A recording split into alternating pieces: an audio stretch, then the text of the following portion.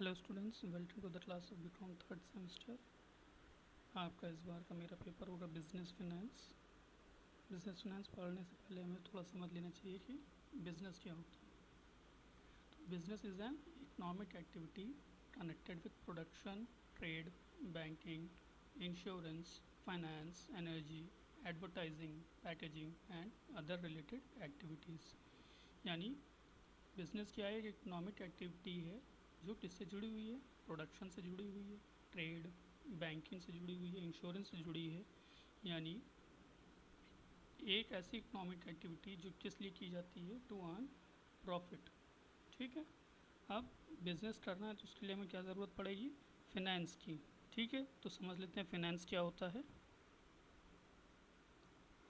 Finance क्या है? It is the basic requirement of any business. किसी एक बिजनेस को रन करना है तो फिनेंस की ज़रूरत पड़ेगी। ठीक है, इसे हम और क्या कह सकते हैं? It is considered as a life blood of business. यानी जैसे ह्यूमन बॉडी को चलाने के लिए ब्लड की ज़रूरत पड़ती है, वैसे ही बिजनेस को रन करने के लिए क्या ज़रूरत पड़ती है? फिनेंस की। ठीक है, it functions in the same way as oil functions in the operation of machines. Machines को प्रॉपर तरीके से चलाने के लिए जैसे हमें ऑयलिंग की ज़रूरत पड़ती है, वैसे ही बिज़नेस को रन करने के लिए हमें फिनेंस की ज़रूरत पड़ती है। ठीक है, अब एग्जैक्ट डेफिनेशन अगर हम समझ लें तो क्या है? It is the amount of money, funds और capital required for the smooth functioning of any business. यानी किसी एक बिज़नेस को प्रॉपर तरीके से चलाने के लिए जिस मनी की रिक्वायरमेंट हो, फंड की रिक्वायरमेंट हो, कैपिटल की रिक्वायरमेंट हो, उसे हम फिनेंस बोलेंगे। ठीक है, किसी एक बिज़नेस को प्रॉपर तरीके से चलाने के लिए हमें एक पर्याप्त मात्रा में फिनेंस की ज़रूरत पड़ती है। ठीक है, no economic activity can be undertaken in the absence of adequate finance. यानी अगर हमारे पास प्रॉपर तरीके से फंड नहीं हो रहा, फाइनेंस नहीं हो रहा, तो हम अपना बिजनेस नहीं चला सकेंगे। ठीक है, तो ये हो गया हमारा फिनेंस। फिर देखते हैं कि अब जो हमारा पेपर है वो क्या है? Business finance. ठीक है, बिजनेस फिनेंस क्या है? It is a process of raising, providing and managing all the money that is to be use in connection with business activities. Finance का मतलब यहाँ पे सिर्फ पैसों से नहीं है। ठीक है, हम उस मनी को कैसे जनरेट करेंगे, अपने बिजनेस में लेकर आएंगे, कैसे उसको हम यूज़ करेंगे और कैसे हम उसको मैनेज करेंगे। ठीक है, business finance is the finance required for conducting business activities. यानी बिजनेस की जो डिफरेंट एक्टिविटीज़ हैं, चाहे वो आपकी प्रोडक्शन हो, प्रमोशन हो, आपके जो वेरियस एक्सपेंसेस हैं और बिज़नेस रिलेटेड, उनको पे करने के लिए तो जो भी फाइनेंस की ज़रूरत पड़ेगी वही बिज़नेस फाइनेंस कहलाएगा। Modern businesses requires huge amount of fixed and working capital for conducting business. जितना बड़ा बिजनेस होगा उतनी ज़्यादा फिनेंस की ज़रूरत पड़ेगी। ठीक है, नेक्स्ट देखते हैं डेफिनेशन दी गई है E.W. वॉल्टर के वर्ड्स में। Business finance is to planning, coordinating, controlling and implementing financial activities of the business institution. यानी बिजनेस फिनेंस को से क्या मतलब है कि जो प्लानिंग में काम आता है, कोऑर्डिनेशन में, कंट्रोल करने में बिजनेस को, और फाइनेंशियल एक्टिविटीज़ हैं जो बिजनेस की, उनको कंट्रोल करना, प्लान करना, वो सारी चीज़ें आपके बिजनेस फिनेंस के अंतर्गत आती हैं। It can be broadly defined as the activity concern with planning, raising, controlling and administering of funds use in business. यानी बिजनेस फिनेंस क्या है? उन एक्टिविटीज़ से मतलब रखता है जिन जैसे प्लानिंग, फंड्स को रेज करना, रेजिंग ऑफ फंड्स मतलब कैसे हम फाइनेंस अपने बिजनेस पर लेकर आते हैं, ओन फंड यानी हम अपने फाइनेंस यूज़ करते हैं, या बोरोड फंड की बात करें तो जैसे हमने लोन्स ले लिए। ठीक है, बैंक से ले लिए लोन्स, फाइनेंशियल इंस्टीट्यूशन से लोन ले लिया।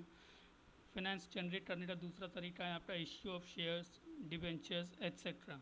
ठीक है, इनको हम कैसे अपने बिजनेस में लेकर आते हैं, किस तरीके से इनको हम यूज़ करते हैं, और उस मनी को हम कितने प्रॉपर तरीके से अपने बिजनेस में चैनलाइज करते हैं। ठीक है, यही आपका बिजनेस फाइनेंस कहलाएगा।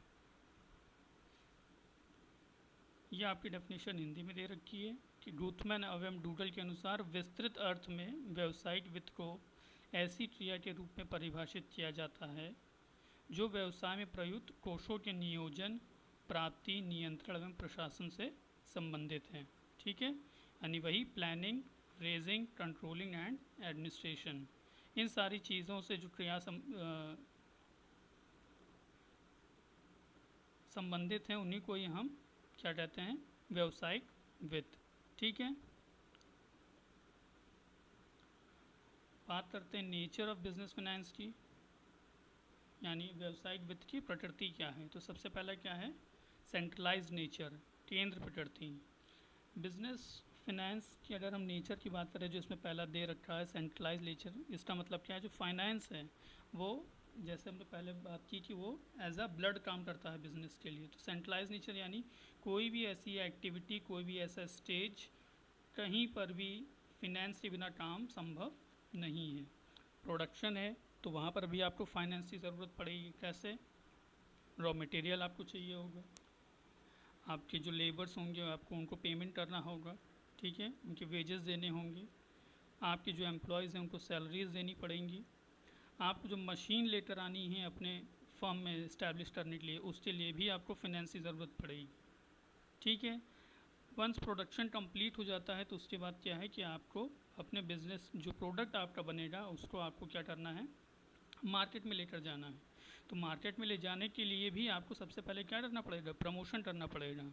जब तक कस्टमर अवेयर नहीं होगा कि हाँ मार्केट में ये प्रोडक्ट है, जब तक उसका एडवर्टीज़मेंट नहीं होगा, तब तक कस्टमर को कैसे पता चलेगा। तो उसके लिए भी हमें फिनेंस की ज़रूरत पड़ेगी, हमें एडवर्टीज़मेंट करना पड़ेगा, प्रमोशन करना पड़ेगा।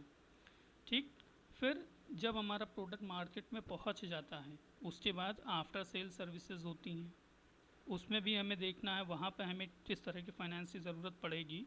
ये सारी चीज़ें बताती हैं कि जो बिज़नेस है वो फिनेंस के बिना नहीं चलेगा। Second, helpful in decision making.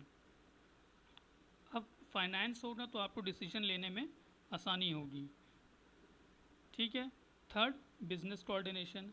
अगर हम बात करें, एक बिज़नेस में डिफरेंट डिपार्टमेंट्स होते हैं, प्रोडक्शन डिपार्टमेंट होता है, सेल्स डिपार्टमेंट होता है, आपका अकाउंट्स डिपार्टमेंट है, अलग डिफरेंट डिपार्टमेंट्स हैं। तो सभी डिपार्टमेंट के बीच में अगर कोऑर्डिनेशन बैठाना है तो वहाँ पे फिनेंस की ज़रूरत पड़ेगी। ठीक है, अब किसी एक डिपार्टमेंट को हम ज़्यादा फंड प्रोवाइड करें, दूसरे को नहीं देते हैं, तो वहाँ पे कोऑर्डिनेशन लैग करेगा। ठीक है, आपने मान लीजिए रॉ मटेरियल पे कम खर्च किया, लेकिन प्रमोशन पे आप ज़्यादा से ज़्यादा फंड दे रहे हैं, तो जब तक प्रोडक्शन नहीं होगा तो आप प्रमोशन किस चीज़ का करोगे। जब गुड्स आपके पास मैन्युफैक्चर होकर नहीं आएंगे तो आप सेल आउट क्या करोगे।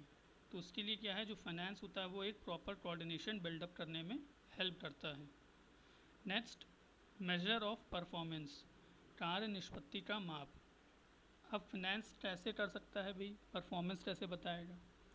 कि एक चीज़ देखिए कि जब प्रोडक्शन हो रहा होता है या जब लेबर वर्क करते हैं तो जो पेमेंट होता है एक तरीके से उनको जो कंसिडरेशन दिया जाता है कुछ परफॉर्मेंस बेसिस पे भी होता है, किसने कितना प्रोडक्शन किया भाई, पर यूनिट के हिसाब से भी पेमेंट होता है, वर्किंग आवर्स के हिसाब से भी पेमेंट होता है।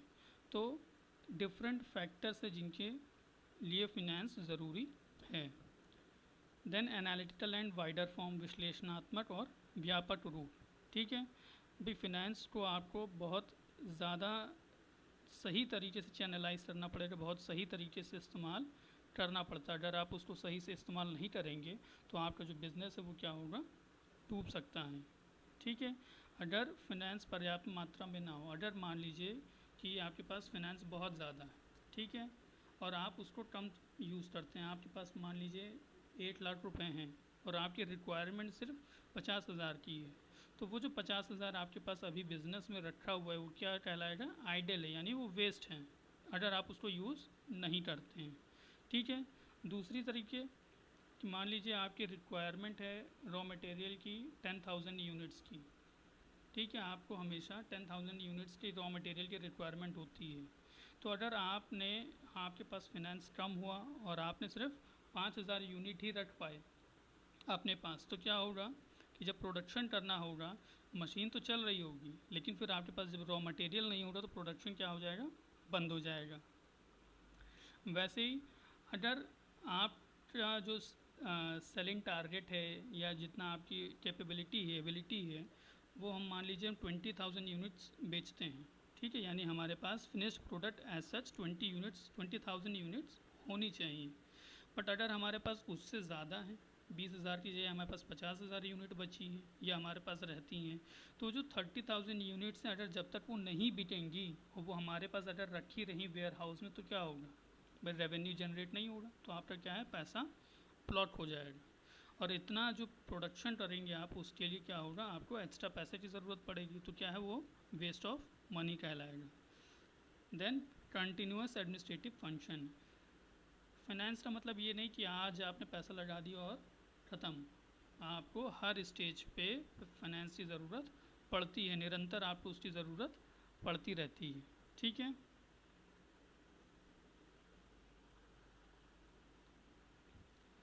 आज का आपका असाइनमेंट ये है कि आपको ये बताना है कि फाइनेंस के बारे में, कि finance is the life blood of the business. कैसे हम कह सकते हैं कि फाइनेंस जो है वो बिज़नेस लिए एज अ लाइफ ब्लड काम करता है।